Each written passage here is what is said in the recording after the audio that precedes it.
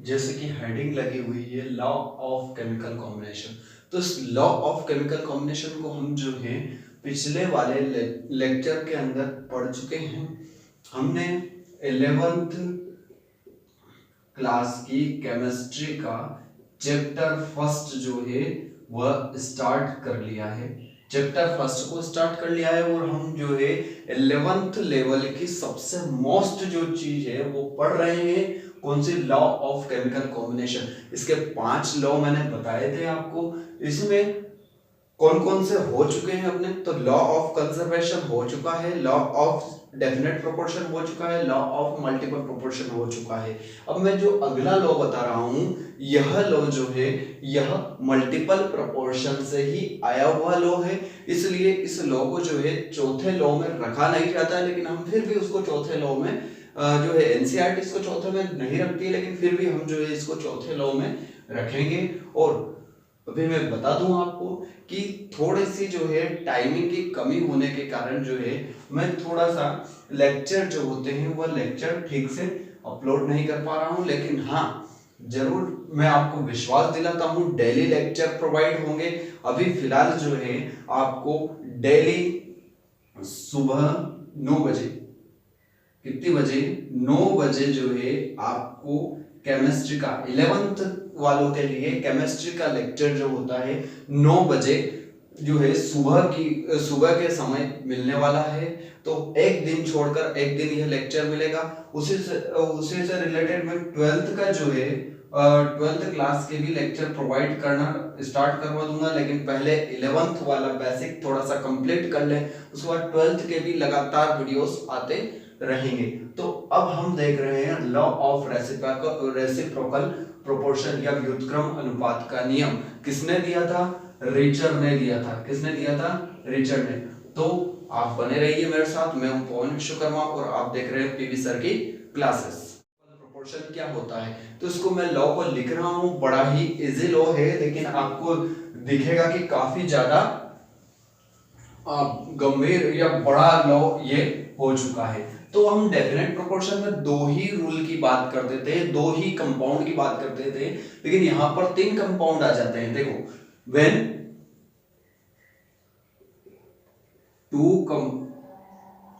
Two elements combine separately, 2 element combine कर रहे हैं सेपरेटली। किससे कर रहे हैं? With a fixed mass of third element.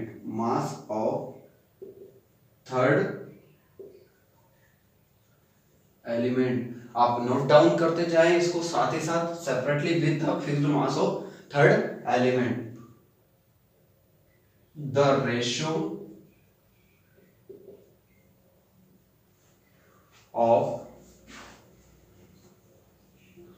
masses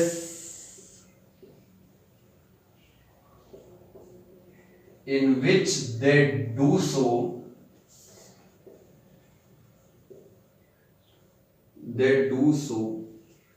a small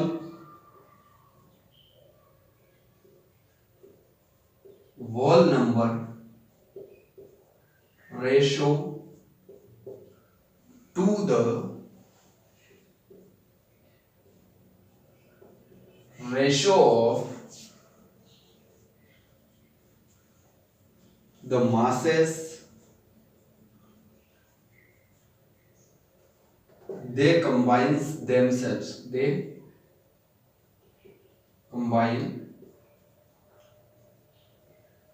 themselves.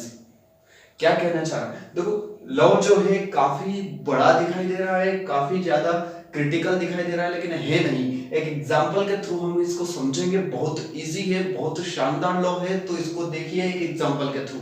देखिए, when 2 elements combine, 2 element combine होते हैं। कैसे होते हैं? सेपरेटली। 2 एलिमेंट लिख रहा हूं मैं, एक तो लिख देता हूं मैं कार्बन और दूसरा लिख देता हूं सल्फर। देखिए, कार्बन और सल्फर 2 एलिमेंट कंबाइन होते हैं। कैसे होते हैं? ये सेपरेटली कंबाइन होते हैं with a fixed mass of third element. Third element कौन सा ले लेता हूं मैं? ऑक्सीजन। और उसके फिक्स मास से कंबाइन होगा। देखो सेपरेटली कंबाइन होते हैं तो कार्बन तो बनाता है, कार्बन और ऑक्सीजन मिलकर बनाते हैं CO2 और सल्फर और ऑक्सीजन मिलकर बनाते हैं SO2। सल्फर और ऑक्सीजन मिलकर क्या बनाते हैं SO2। तो ध्यान से देखिए when two elements carbon and sulphur है सेपरेटली कंबाइन, सेपरेटली जो है वो कंबाइन होते हैं किसके साथ, fixed mass of third element. ये थर्ड एलिमेंट का मास फिक्स है। देखना यहां पर ऑक्सीजन 2 है, एक ऑक्सीजन पर एटॉमिक मास 16 होता है तो 2 ऑक्सीजन पर एटॉमिक मास कितने होंगे 32। तो देखिए यहां भी 32 है और यहां भी 2 ऑक्सीजन है इसलिए 32। तो देखिए यहां पर ऑक्सीजन का जो मास है वह क्या है फिक्स्ड मास है। तो देखिए व्हेन टू एलिमेंट्स यानी कार्बन और सल्फर जो होते हैं फिक्स्ड मास से, थर्ड एलिमेंट के फिक्स्ड मास से कंबाइन होते हैं। कैसे होते हैं सेपरेटली कंबाइन होते हैं। कैसे कंबाइन होते हैं सेपरेटली कंबाइन होते हैं। तो द रेशो ऑफ मासेस, इनके मासेस का रेशो देखिए तो ये तो जो है सेपरेटली कंबाइन हुए हैं इसलिए कार्बन का रेशो यहाँ, कार्बन का एटॉमिक मास होता है यहाँ 12 क्योंकि एक ही कार्बन है और कार्बन का 12 होता है और सल्फर का होता है 32। तो इनका मासेस निकाल लो, कार्बन एंड सल्फर, इनका मासेस रेशो निकाल लो, मासेस का रेशो निकाल लो। कैसे निकाल रहे हैं सेपरेटली कंडीशन में निकाल रहे हैं हम, सेपरेटली कंडीशन में निकाल रहे हैं। अभी जो है देमसेल्व्स यानी एक साथ वाली कंडीशन में निकालेंगे, अभी सेपरेटली कंडीशन में देखिए तो ध्यान से देखिए कार्बन का 12 अपॉन ये देखिए सल्फर का कितना है 32। तो कितना आ जाएगा 4 से इसको अगर आप काटोगे तो 3/8 कितना आ जाएगा 3/8 यह आ जाता है। उसी तरह से अब यहां तक तो हमने कंप्लीट कर लिया, element the ratio of masses in which they do सो, यहां तक कंप्लीट हो गया है। लेकिन उसके बाद स्मॉल होल नंबर रेशियो, लेकिन वो स्मॉल होल नंबर रेशियो कब बनेगा जब मासेस दे कंबाइन देमसेल्व्स, यह खुद से कंबाइन होंगे, खुद से कंबाइन होंगे। तो खुद से कब कंबाइन होंगे जैसे कार्बन और सल्फर दोनों कंबाइन होकर बनाते हैं CS2, क्या बनाते हैं CS2, तो देमसेल्व्स कंबाइन। अब यहां देखिए इस कार्बन का एटॉमिक मास, एक ही कार्बन है इसमें 12 और सल्फर का एक का 32 होता है लेकिन 2 सल्फर है इसलिए कितना होगा 64। तो इनका कार्बन एंड सल्फर इनका जो है देमसेल्व्स कितना होगा, देमसेल्व्स इसका बन जाएगा आपका कार्बन और सल्फर का 12/64। तो कितना बन जाता है ये वापस से 3 से अगर इसको डिवाइड करते हैं तो 3/16 कितना बन जाता है ये 3/16 बन जाता है। अब ध्यान से देखना, अब लो समझ में आएगा। When two elements combine, carbon और सल्फर कंबाइन हो रहे हैं, कैसे हो रहे हैं सेपरेटली कंबाइन होकर एक CO2 बना रहा है। किससे कंबाइन हो रहे हैं तो fixed mass of third element, third element कौन है आपका ऑक्सीजन, ऑक्सीजन का यहाँ पर 32, यहाँ पर भी ऑक्सीजन का कितना है 32। तो इस फिक्स्ड मास से जो है कंबाइन हो रहे हैं और कंबाइन होने के बाद जो है एक CO2 बना रहा है एक SO2 बना रहा है, CO2 और एक दूसरा कौन सा बना रहा है SO2। तो इसका जो रेशो होता है इन दोनों का, कार्बन और सल्फर का जो सेपरेटली जो रेशो आता है वह सिंपल होल नंबर होता है किसके रेशो के, देमसेल्व्स कंबाइन। जब ये देमसेल्व्स यानी कार्बन और सल्फर खुद कंबाइन होके जो बनाएंगे उसका जो रेशो आएगा, इन रेशो को भी आप क्या कर दें तो इधर देखिए ये रेशो है 3/8 और ये रेशो है 3/16, तो ये बाई में 3/16 तो कितना आ जाएगा 3/8। अच्छा इनटू ये जो है ये इसके डिवाइड से भी डिवाइड वाली चीज जो है मैं ऊपर भेज रहा हूं इनटू में जा रही है तो कैसी हो जाएगी ये उलट पुलट होके और चली जाएगी। तो 16/3 यहां से आप जो है सॉल्व कर लो, 3 से 3 गया, 8 1 जा 8, 8 2 जा 16, तो कितना है 2:1 या 2:1। एक स्मॉल होल नंबर रेशियो आता है, क्या आता है एक स्मॉल होल नंबर रेशियो। तो देखिए व्हेन टू एलिमेंट्स कंबाइन, जब दो एलिमेंट्स कंबाइन होते हैं सेपरेटली, कैसे कंबाइन हो रहा है separately with a fixed mass of third element, third element के फिक्स मास से, थर्ड एलिमेंट के कैसे मास से फिक्स्ड मास से जो है यह कंबाइन हो रहे हैं। तो the ratio of masses in which they do so, the ratio of masses in which they do so, small whole number ratio. तो ये जो है in which they do so small whole number of ratio, ये small whole number ratio आ जाता है जब themselves combine, जब themselves combine होते हैं, मतलब ये आपस में ही कंबाइन हो जाते हैं। तो ये देखिए इसका रेशो जो है एक स्मॉल होल नंबर रेशो आता है। इसको एक और एग्जांपल के थ्रू हम समझते हैं। सबसे पहले इसका जो है स्क्रीनशॉट ले लें। एक और एग्जांपल के थ्रू हम इसको समझते हैं। ध्यान से देखिए, अब एक और एग्जांपल क्या रहेगा मेरे पास। मान लीजिए मेरे पास अब एक तो है सल्फर, एक ऑक्सीजन, तो 2 एलिमेंट्स ले लिए मैंने, सल्फर और ऑक्सीजन। ये सेपरेटली कंबाइन करवाऊंगा मैं हाइड्रोजन के साथ। तो जब सल्फर हाइड्रोजन के साथ कंबाइन होता है तो H2S हाइड्रोजन सल्फाइड बनाता है, ऑक्सीजन हाइड्रोजन से कंबाइन होता है तो H2O यानी वाटर बनाता है। ध्यान से देखिए, इसका एटॉमिक मास, एक हाइड्रोजन पर एक ही एटॉमिक मास होता है, 2 हाइड्रोजन है इसलिए एटॉमिक मास कितने हो गए, 2। यहां पर भी 2 हाइड्रोजन है इसलिए एटॉमिक मास कितने हो गए, 2। यहाँ देखिए सल्फर का एटॉमिक मास कितना है, सल्फर का मैंने बताया था आपको 32, और ऑक्सीजन का एटॉमिक मास कितना है 16, एक ऑक्सीजन है इसलिए 16 इसका। तो यहाँ देखिए अब 2 एलिमेंट्स सल्फर और ऑक्सीजन कंबाइन होते हैं सेपरेटली, तो एक सेपरेटली किसके साथ होते हैं, fixed mass of third element. Third element कौन है, हाइड्रोजन, और इसका फिक्स्ड मास देखो यहाँ पर भी 2, यहाँ पर भी कितना है 2 है, तो इससे कंबाइन हुए। तो the ratio of masses in which they do सो, तो इसका रेशियो ऑफ मासेस भाई सल्फर और ऑक्सीजन का ratio of masses, sulphur and oxygen कैसी कंडीशन में, सेपरेटली कंडीशन में। कैसी कंडीशन में, सेपरेटली कंडीशन में कितना हो जाता है आपका, ये तो 32 है और ये कितना है 16 है, तो 16 1 जा 16, तो टोटल कितना हो जाता है 16 2 जा 32, यानी 2:1 आता है, 2:1 आता है।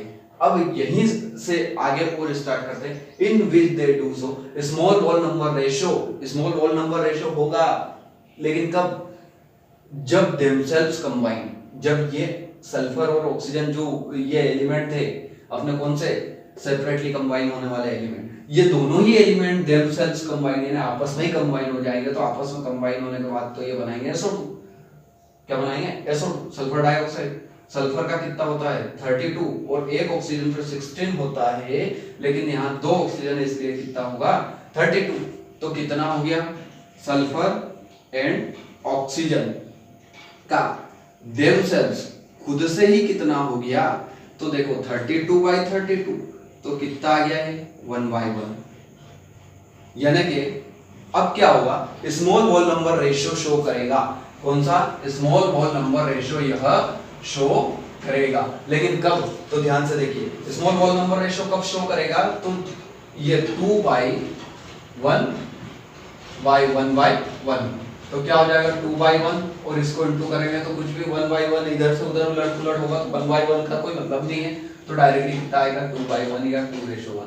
तो एक स्मॉल वॉल नंबर रेशियो जो होते हैं वह प्रूव करते हैं। अब एग्जाम में मान लीजिए नीट है, जेईई है, कहीं भी एग्जाम देने के लिए गए हैं IIT, तो वहां पर जो है क्वेश्चन पूछे जाते हैं, उस क्वेश्चन में कि कौन सा जो है एलिमेंट्स जो होते हैं वह, या कौन सा कंपाउंड जो होता है वह रेसिप्रोकल प्रोपोर्शन को शो करता है, या यह जो है किस प्रोपोर्शन को शो करता है। तो 2 एलिमेंट की अगर बात आती है तो आप क्या करोगे, डेफिनेट प्रोपोर्शन जो है टिक करके आओगे, और अगर 3 एलिमेंट की बात आती है तो आप रेसिप्रोकल प्रोपोर्शन को टिक करके आओगे। उम्मीद है आपने जो है पहले के लॉ तो कंप्लीट कर लिए हैं और ये वाला जो लॉ है इसको भी कंप्लीट कर लिया होगा। अगर आपने पहले वाले लॉ नहीं देखे हैं तो आप प्लीज ऊपर आई बटन दे रखा होगा, आई बटन पर जाकर जरूर आप जो है अपने तीनों लॉस को कंप्लीट करें। सबसे पहले गैलुसैक जो लॉ होता है वह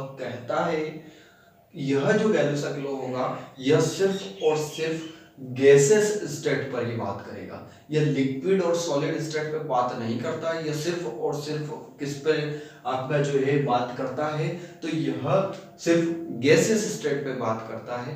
क्या कहता है लॉ, तो आप कॉपी पेन लेकर बैठे होंगे तो आप इसमें नोट डाउन करते जाइए। When gases react, when gases react in which they do so in volume, in which they do so in volume, in which they do so in volume, which bears a simple whole number ratio, which bears a simple whole number ratio to one another, to one another. किससे? अब product भी बनेगा इसमें, तो one another and to the product of, and to the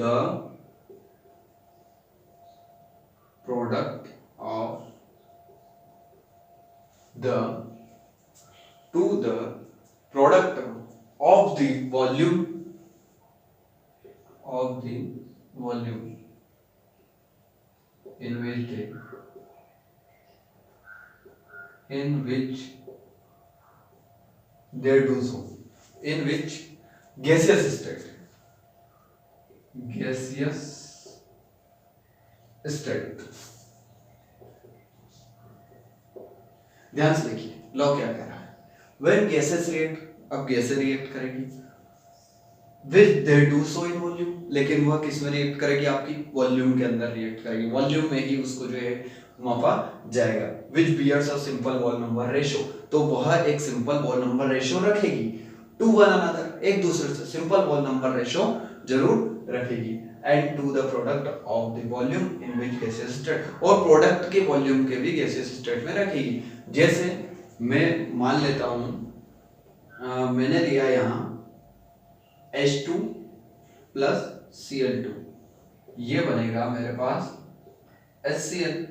आइए इसको balance कर लेते हैं, दो हाइड्रोजन दो क्लोरीन, तो यहाँ आगे क्या लगा देता हूं मैं, दो, तो दो हाइड्रोजन दो क्लोरीन, तो ये बन गया आपका 2HCl, है ना, 2HCl बना है। अब देखिए इसके आगे देखिए क्या है, कुछ नहीं है, मतलब इसके आगे क्या है, 1 है, मतलब कि ये 1 वॉल्यूम है, 1 वॉल्यूम। इसके आगे कुछ नहीं है, मतलब ये भी कितने वॉल्यूम है, 1 वॉल्यूम। इसके आगे क्या है, 2 है, मतलब ये 2 वॉल्यूम। तो यहाँ देखिए बनाया क्या इसने, 1 वॉल्यूम कंबाइन हुए, सिंपल होल नंबर रेशियो में 2 आ गए, कितने आ गए, 2 वॉल्यूम जो है आपका आ गया, 1 वॉल्यूम प्लस 1 वॉल्यूम कितने आ गए, 2 वॉल्यूम आपके आ गए हैं, कितने आ गए, 2 वॉल्यूम आपके आ गए हैं। मान लीजिए मैं यहाँ पर कुछ ऐसा अप्रोच लेके आता हूं, फॉर एग्जांपल ये मैंने 100 ml लिया, कितने ml लिया, 100 ml H2 लिया, तो भाई ये भी 1 ml ही है, मतलब 1 वॉल्यूम ही है, तो ये भी कितना हो जाएगा, 100 ml ही हो जाएगा, क्योंकि ये भी 1 वॉल्यूम, ये भी 1 वॉल्यूम, 100 ml 100 ml, और 100 ml कितने बनाएंगे, 2 वॉल्यूम बनाएंगे, तो 2 वॉल्यूम मतलब कि कितने हो जाएंगे, 200 ml, कितने हो जाएंगे, 200 ml, कितने हो जाएंगे, 200 ml। इसी तरह से क्वेश्चन ऐसा बन के आ जाता है, फॉर एग्जांपल ऐसा कुछ आया है कि, ध्यान से देखना question, 20 ml methane Burns into air and to give CO2 and water, then find how many CO2 is formed। उसने पूछा कि कितने CO2 बनेगी, तो गैर क्लोज जो होता है सिर्फ गैसेस के लिए होता है, तो यहाँ पर CO2 तो गैस है, लेकिन वाटर के लिए जो है क्या होगा ही, इसलिए उसने डायरेक्टली आपसे पूछ लिया गया है CO2 कितनी बनेगी। तो CO2 कितनी बनेगी, तो उसके लिए हम क्या करते हैं, इसको जो है हम थोड़ा सा रफ करते हैं, और रफ करने के बाद देखिए क्या बनता है,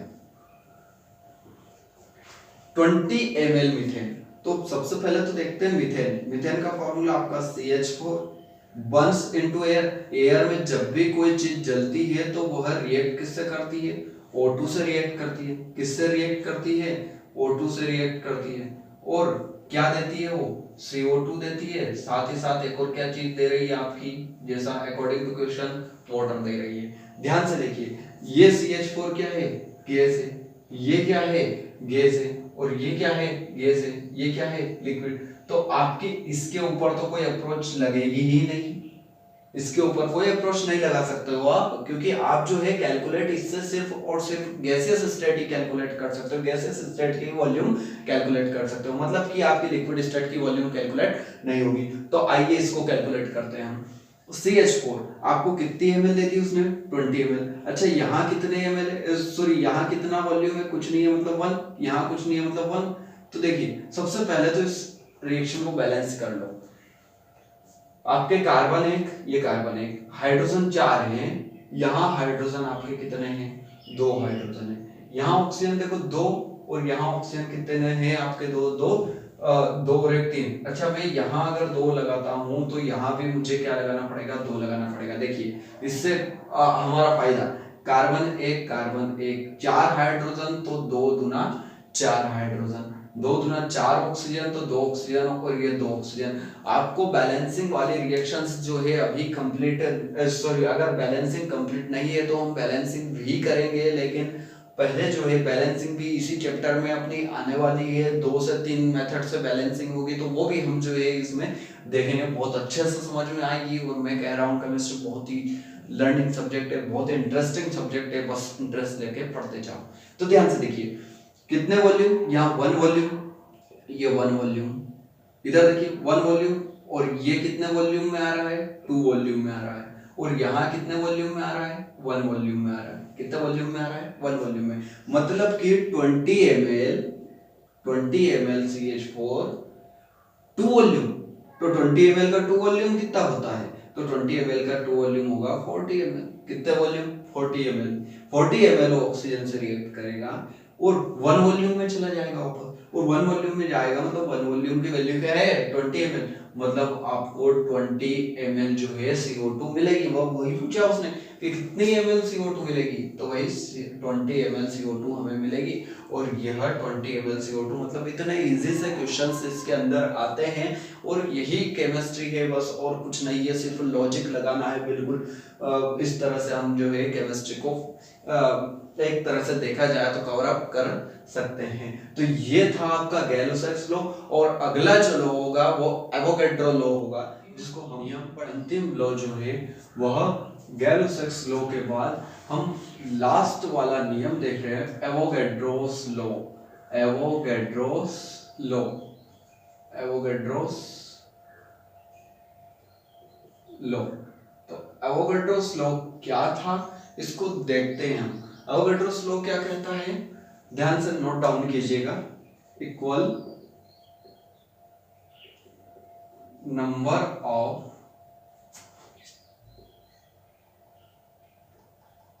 volume of all gases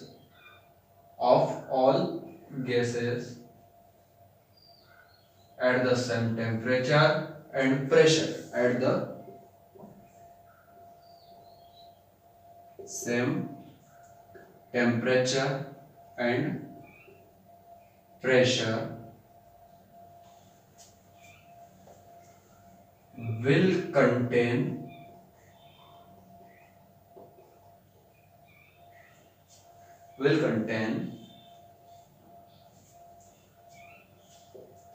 equal number of molecules,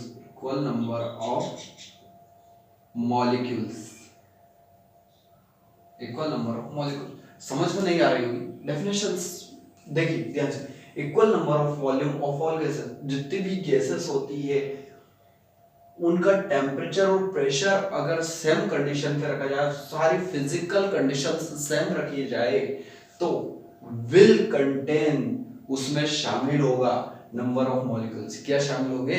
number of molecules. वो भी कैसे? सेम शामिल रहेंगे। फॉर एग्जांपल मैंने दिया यहाँ 2 कंटेनर लिए, एक मैंने हाइड्रोजन, एक कंटेनर में हाइड्रोजन रखी और दूसरे कंटेनर में मैंने ऑक्सीजन रख दी।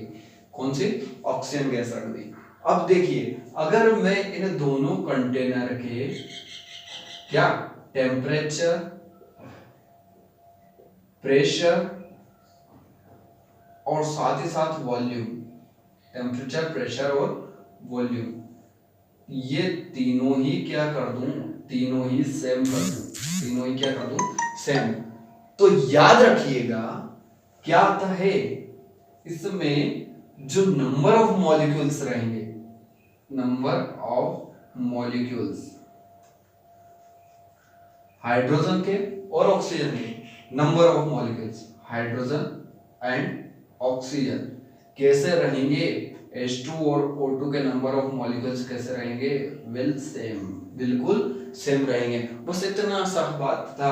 अब मैं मोल्स के बारे में समझाऊंगा, मॉलिक्यूल्स के बारे में भी जो है अगले लेक्चर में, अगला जो वीडियो है उसके अंदर हम जरूर पढ़ेंगे। अभी देख, equal number of molecules of all gases, जितने भी गैसेस होती है उनका इक्वल नंबर ऑफ वॉल्यूम, कितने इक्वल नंबर में अगर वॉल्यूम है एट द सेम टेम्परेचर, वो टेम्परेचर भी सेम कर रखा है, प्रेशर भी सेम कर रखा है, will contain equal number of molecule, तो उनके अंदर जो मॉलिक्यूल होंगे वो मॉलिक्यूल भी कैसे रहेंगे, सेम ही रहेंगे। उनके मॉलिक्यूल्स भी कैसे रहेंगे, हाइड्रोजन और ऑक्सीजन के मॉलिक्यूल भी कैसे रहेंगे, सेम ही रहेंगे। इसका मीनिंग क्या निकल के आ रहा है कि अगर सेम टेम्परेचर हो, टेम्परेचर, प्रेशर या all physical condition, all physical condition अगर कैसी हो, सेम हो, ऑल फिजिकल कंडीशन अगर सेम हो तो क्या निकल के आएगा, ऑल फिजिकल कंडीशन सेम हो तो volume of gases, volume of gases directly proportional हो जाती है किसके, नंबर ऑफ मॉलिक्यूल्स के, नंबर ऑफ मॉलिक्यूल्स के। मतलब जैसे जैसे गैसों का टेम्परेचर प्रेशर सेम है तो आप जैसे जैसे वॉल्यूम बढ़ाओगे, मॉलिक्यूल्स, नंबर ऑफ मॉलिक्यूल्स जो होते हैं गैसेस के वो बढ़ते जाएंगे। तो ये जो है इस चीज को भी नोट डाउन, क्योंकि आगे बहुत काम आने वाली चीजें, अभी बेसिक्स जो है केमिस्ट्री के चल रहे हैं, ये चैप्टर पूरा बेसिकली चल रहा है। तो इस चैप्टर को आप जो है, अब हमारे सारे लॉ कंप्लीट हो चुके हैं तो उन लॉस को जो है एक बार पढ़ें, अच्छे से रिवाइंड करें और इन सारे नियमों को एक नोटबुक के अंदर जो है अच्छे से उसको नोट कर ले, ताकि हमें जो है आगे एग्जाम के लिए और हमारे जो नॉलेज के लिए रहेगा वो बिल्कुल एक तरह से सुविधा या सहूलियत हमें मिलेगी। और मैं एक बार फिर बोल देता हूँ, अब से जो लेक्चर रहेंगे वह लेक्चर 11th क्लास के, मैं 12th की अभी बात नहीं कर रहा हूँ, 12th के भी लेक्चर अपलोड करना स्टार्ट करूंगा मैं। वैसे सॉल्यूशन के 2 लेक्चर अपलोड कर दिए हैं, लेकिन अभी और भी लेक्चर उनके अपलोड करने हैं। लेकिन फिलहाल जो है हमारे 11th के लेक्चर्स हैं, वह 11th के लेक्चर आपको एक दिन छोड़कर एक दिन मैं कोशिश करूंगा कि डेली आपको लेक्चर प्रोवाइड किए जाए, लेकिन अभी फिलहाल तो आपको जो है एक दिन छोड़कर एक दिन जो है आपको सुबह 9 बजे लेक्चर मिलना स्टार्ट हो जाएंगे। सुबह 9 बजे जो है आप जो है लेक्चर मिलना आपको स्टार्ट हो जाएंगे। तो आप क्या करें, हमारे चैनल पर अगर नए हैं तो चैनल को सब्सक्राइब करके बेल आइकन दबा दें, ताकि हमारे आने वाले लेक्चर्स वीडियोस सबसे पहले मिले आपको। तब तक के लिए आप जो है इनको याद करते रहें, और याद करने के साथ साथ आप अपना बहुत सारा ध्यान रखिए।